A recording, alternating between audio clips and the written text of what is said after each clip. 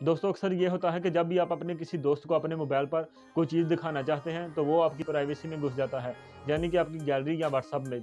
तो अपनी प्राइवेसी और अपनी फ्रेंडशिप को बचाने का सिर्फ एक ही तरीका है। आपने एक छोटी सी ऐप डाउनलोड कर लेनी है, इसका नाम है टच प्रोटेक्टर।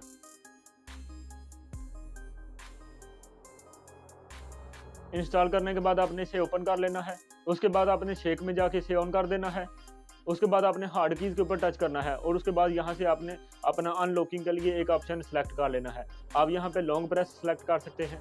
उसके बाद आप अपने किसी भी दोस्त को कोई भी चीज़ दिखाना चाहें तो एक बार अपने फ़ोन को शेक कर दें। तो इस तरह से आपकी स्क्रीन लॉक हो जाएगी और आपका दोस्त कहीं भी टच नहीं कर सकेगा।